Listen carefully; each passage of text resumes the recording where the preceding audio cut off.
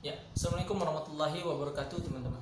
Gimana kabarnya? Semoga tetap sehat dan semangat menjalani sisa-sisa bulan puasa yang sebentar lagi akan berakhir, insya Allah.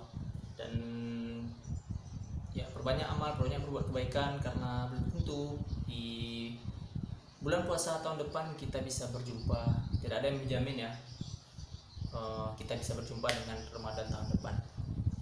Baik teman-teman, kesempatan kali ini kita coba lagi bercerita tentang bagaimana peristiwa Fathu Makkah atau pembebasan kota Mekah. Mungkin saya sedikit mengoreksi perkataan di video sebelumnya, itu kata-katanya penaklukan. Jadi kalau bisa pembebasan itu kata lebih tepat, karena pembebasan itu ya identik ya, lebih ke kemerdekaan atau ya tidak ada unsur kekerasan di sana, karena pembebasan artinya kaum muslimin dan Rasulullah tentunya pada saat itu membebaskan kota Mekah, kaum Quraisy dari segala bentuk kesyirikan yang ada gitu, menuju ke tauhidan kepada Allah. Karena pada saat itu dihancurkan berhala-berhala. Mungkin nanti kita ceritakan lah bagaimana detail dari Fathu Mekah di video selanjutnya mungkin. Karena di sini kita pada video kali ini kita akan coba membahas bagaimana bentuk pelanggaran yang dilakukan oleh kaum kafir Quraisy terhadap perjanjian Hudaybiyah yang telah kita ceritakan di video sebelumnya itu dilanggar, dan bagaimana keberangkatan Rasulullah menuju ke Mekah itu. Ya baik teman-teman, kita lanjutkan. Jadi terakhir ya cerita kita tentang bagaimana perjanjian Hudaybiyah itu dibuat gitu, bagaimana poin-poinnya tertuang. Ada 4 poin, dan poin ketiga kita fokus ke poin ketiga, yaitu yang kurang lebih isinya setiap kabilah atau bani bebas bersekutu dengan pihak manapun. Jadi barang siapa yang masuk ke suatu pihak, maka dia bagian dari pihak itu secara keseluruhan, baik itu pihak Quraisy ataupun pihak kaum muslimin. Dan segala bentuk kejahatan atau kezaliman yang dilakukan kepada suatu kabilah atau suatu bani, maka itu secara tidak langsung merupakan kejahatan atau kezaliman yang dilakukan kepada pihak itu. Itu poin nomor 3. Dan sudah kita ceritakan juga bagaimana Bani Khuza'ah atau kabilah Khuza'ah bergabung kepada kaum muslimin, karena memang semasa Abdul Muthalib kakek Nabi Muhammad SAW hidup, Bani Khuza'ah dan Bani Hashim itu keturunan atau kabilah Rasulullah itu merupakan sekutu gitu. Makanya pada kesempatan perjanjian ini kaum Khuza'ah bergabung kepada kaum muslimin. Selanjutnya Bani Bakr itu bergabung kepada pihak kaum Quraisy. Nah, jika kita singgung sedikit, Bani Bakr sama Bani Khuza'ah ini mereka sudah lama bertikai teman-teman. Sudah ya peperangannya atau kebenciannya, dendamnya sudah turun menurun gitu, sampai ke anak-anak, sampai kepada 8 Hijriah ini momentum bagaimana mereka melanggar perjanjian melalui pertentangan dari Bani Khuza'ah dan Bani Bakr ini. Baik, kita ceritakan sedikit ya. Jadi pada tahun 8 Hijriah, bulan Sya'ban, sebulan sebelum bulan Ramadan,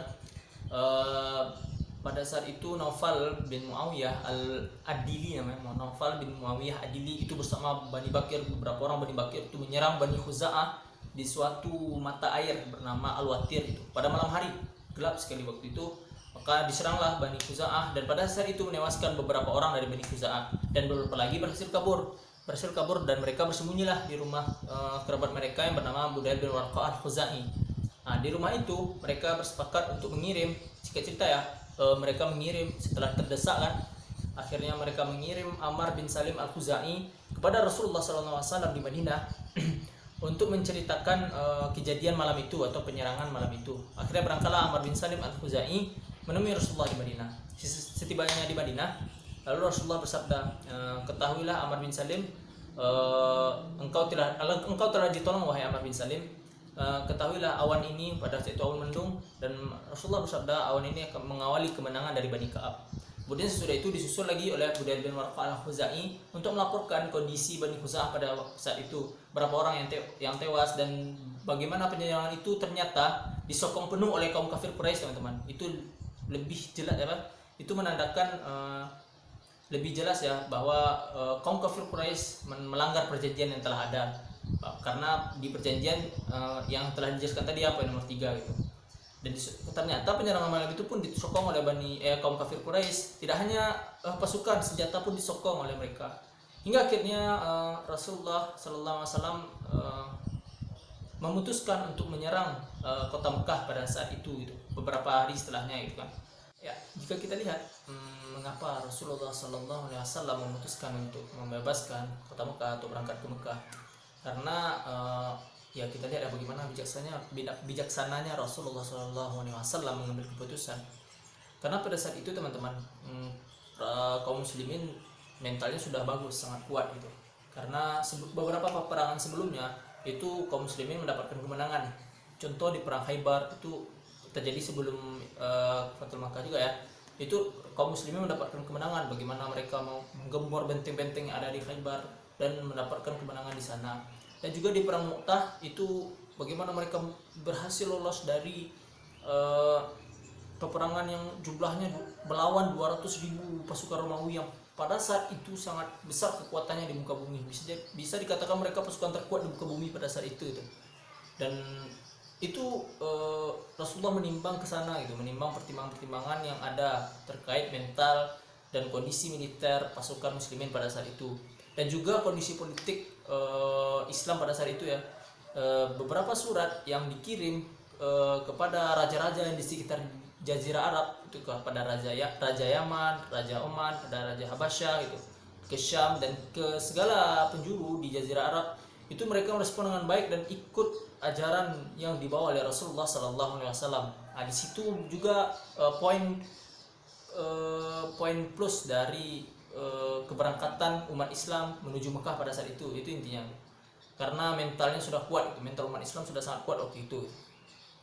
Akhirnya berangkatlah Rasulullah Sallallahu Alaihi Wasallam dan kaum muslimin yang pada saat itu berjumlah 10.000 pasukan gitu, 10.000 orang menuju kota Mekah pada 10 hari pertama Ramadan ya, pas di bulan yang penuh berkah seperti yang dikatakan atau yang disampaikan di video-video sebelumnya itu.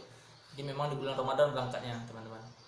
Namun keberangkatan kali ini dijaga sekali kerahasiaannya, dijaga bahwa dijaga dari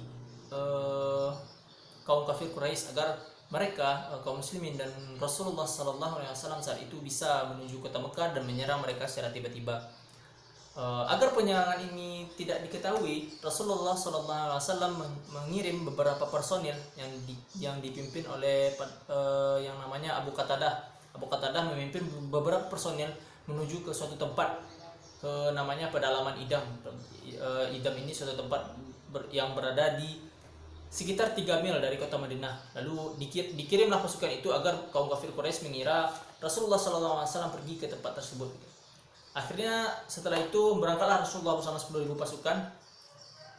Nah, dan di sini ada kejadian yang sedikit menarik teman-teman.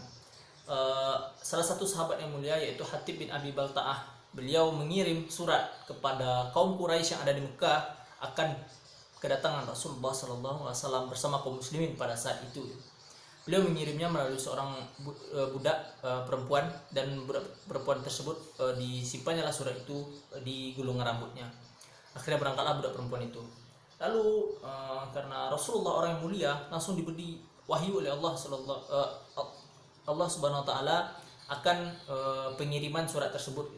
Akhirnya Rasulullah Sallallahu Alaihi Wasallam memerintahkan Ali bin Abi Thalib bersama beberapa orang untuk menyusul budak perempuan tersebut dan menghentikan penyampaian surat kepada kaum Quraisy. Lalu berangkatlah Ali dan bertemulah di tengah jalan bersama perempuan tersebut.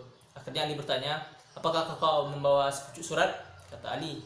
Lalu perempuan ini menjawab tidak. Ditanya lagi beberapa kali, tetap jawabannya tidak. Akhirnya Ali dan beberapa orang tadi memutuskan untuk memeriksa tunggangan dari perempuan tersebut, dan tetap tidak menemukan surat yang dicari-cari karena suratnya berada di gulungan rambut. Akhirnya Ali bertanya gitu, apakah kau membawa sepucuk surat? Bertanya oleh tidak. Akhirnya Ali menjawab, demi Allah, Rasulullah tidak pernah berdusta.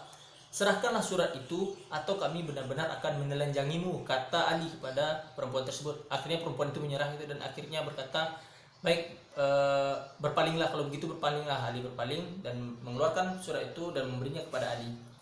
Lalu sampailah surat itu kepada Rasulullah Sallallahu Alaihi Wasallam teman-teman.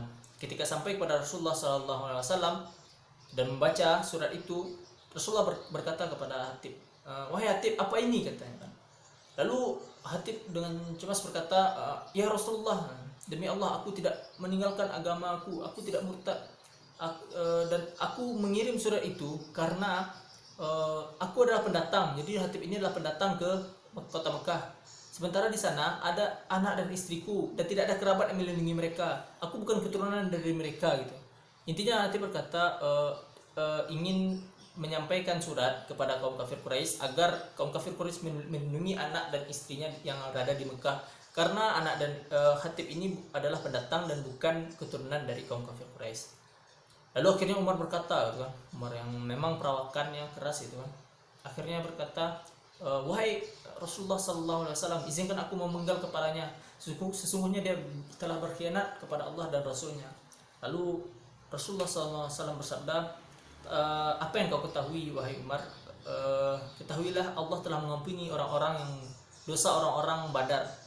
Dan ternyata Hatib ini teman-teman adalah salah satu sahabat yang ikut dalam perang Badar, dan Allah sangat memuliakan pasukan atau sahabat-sahabat yang mengikuti perang Badar pada waktu itu.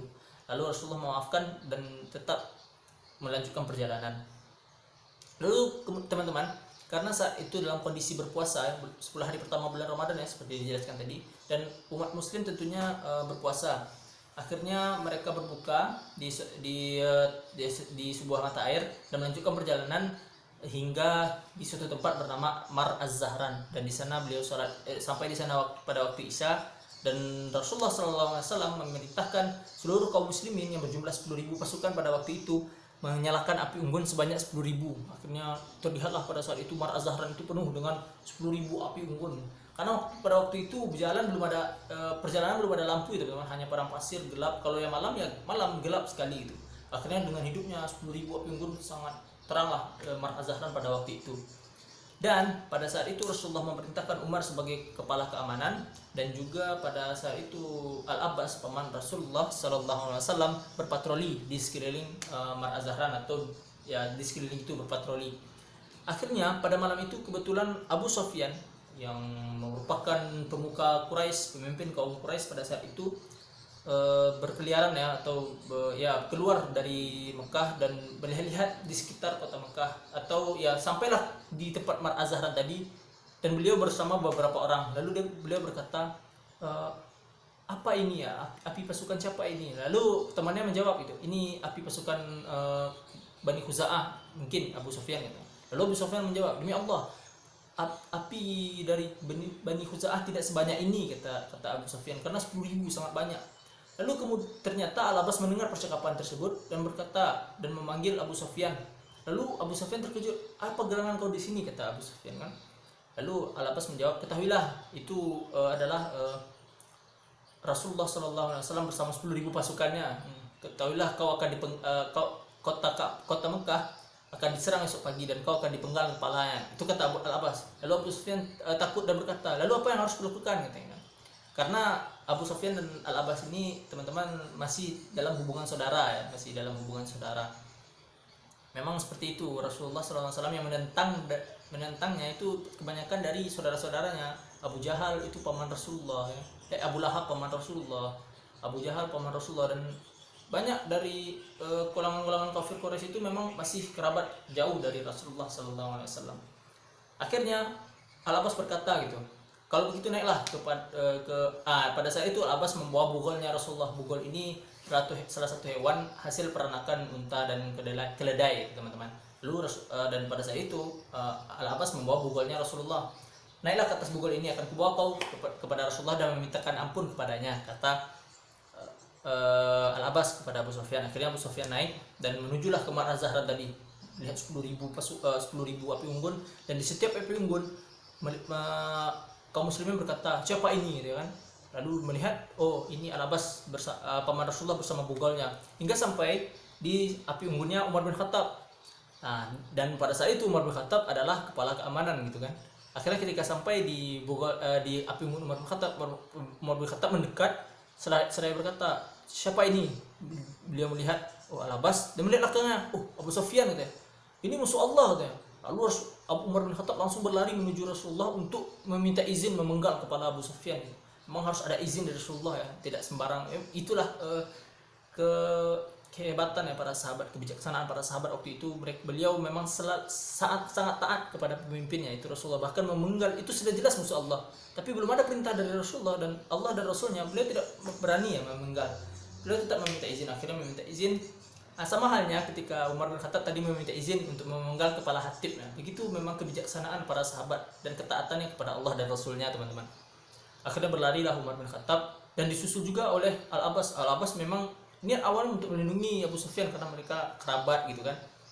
Dan berlari dan disusullah dengan bunga Rasulullah. Akhirnya sampailah di tendanya Rasulullah dan akhirnya terjadi perdebatan. Lalu Rasulullah berkata, pulanglah kalian seluruhnya malam ini. Umar bin Khattab pulang dan Al-Abbas pulang, dan Al-Abbas dan Abu Sufyan katanya kan. Lalu beliau berkata kepada Al-Abbas, bawalah Abu Sufyan bersamamu dan kembalikan, datang ke sini esok pagi. Dan akhirnya Al-Abbas dan Abu Sufyan datang ke tenda Rasulullah esok paginya, dan Nabi Muhammad SAW bersabda, wahai Abu Sufyan, bukankah telah tiba saatnya engkau mengakui bahwa Allah SWT Tuhan yang Maha Esa dan aku adalah utusannya gitu kan. Dan Abu Sufyan tidak mau beriman dan mengucapkan dua kalimat syahadat, itu intinya. Abu Sufyan tidak mau, dan akhirnya bersabda Rasulullah beberapa kali dengan hal yang sama, wahai Abu Sufyan, bukankah tiba saatnya engkau mengakui bahwa aku adalah utusan Allah? Dan akhirnya tetap ditanya dan jawaban yang sama tetap muncul dari Abu Sufyan gitu. Dan akhirnya di pertanyaan terakhir Al-Abbas berkata, celakalah engkau Abu Sufyan, masuk Islamlah atau dia akan memenggal kepalamu. Akhirnya Abu Sufyan masuk Islam, mengucapkan dua kalimat syahadat, dan Rasulullah SAW berpesan kepada Abu Sufyan, sampaikan kepada kaum kafir Quraisy di Mekah bahwa barang siapa yang masuk ke rumahmu maka dia aman, barang siapa yang menutup pintu rumahnya maka dia aman, dan barang siapa yang masuk ke Masjidil Haram maka dia aman.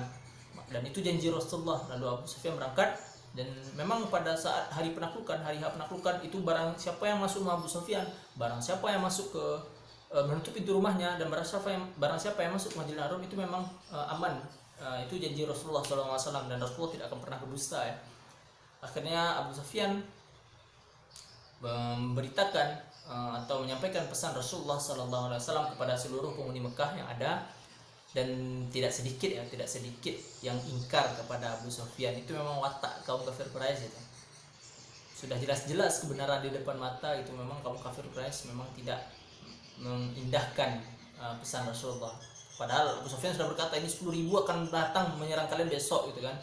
Maka masuklah, siapa yang masuk rumahku maka dia aman, siapa yang menutup pintu rumahnya maka dia aman, dan barang siapa yang masuk Masjidil Haram maka dia aman dari 10.000 pasukan.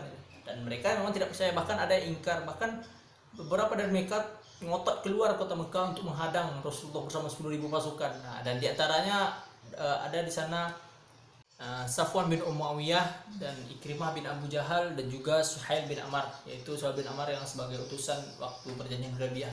Mereka ngotot keluar kota Mekah dan mereka berdiri di Khandamah untuk menyambut kedatangan 10.000 pasukan dan menghadang mereka. Dan juga beberapa orang, tidak hanya bertiga, banyak beberapa orang. Nanti kita ceritakan kisah mereka, bagaimana mereka mencoba menghadang pasukan kaum muslimin. Baik, itu mungkin teman-teman cerita bagaimana proses pelanggaran perjanjian, pengkhianatan terhadap perjanjian, dan juga bagaimana proses keberangkatan Rasulullah, dan juga bagaimana kisah Hatib ya. Ada sedikit kisah Hatib yang beliau merupakan sahabat yang mulia, ikut perang Badar, tetap dimuliakan oleh Rasulullah walaupun dia berbuat salah gitu kan. Dan juga masuk Islamnya Abu Sufyan gitu, karena Abu Sufyan akhirnya memang masuk Islam ya, dan beliau semakin bagus keislamannya setelah meninggal Rasulullah, ikut beberapa peperangan, dan juga banyak hikmah ya. Mungkin itu teman-teman cerita sedikit tentang bagaimana Fathul Makkah. Mungkin kita ceritakan di lain kesempatan bagaimana hari H penaklukan itu. Memang sudah dari setelah itu terakhir di Mar Az-Zahran, Rasulullah SAW akhirnya berangkat bersama 10.000 pasukan menuju kota Mekah, dan itu hari H penaklukan. Nanti kita ceritakan di video selanjutnya gitu. Mungkin sampai di sini cerita-cerita kita sedikit, dan saya mohon maaf sekali atas segala kekurangan yang saya sampaikan. Jika ada salah kata atau salah ucap, saya mohon maaf. Semoga bermanfaat video ini untuk teman-teman ke depannya, dan harusnya kita sebagai umat muslim harus tahu bagaimana sejarah-sejarah yang ada gitu kan. Bagaimana perjuangan Rasulullah bersama kaum muslimin menegakkan kalimat la ilaha illallah di permukaan bumi, di jazirah Arab khususnya, dan di permukaan bumi umumnya. Mungkin itu teman-teman, semoga bermanfaat. Akhirul kalam, assalamualaikum warahmatullahi wabarakatuh. Sampai jumpa di video berikutnya.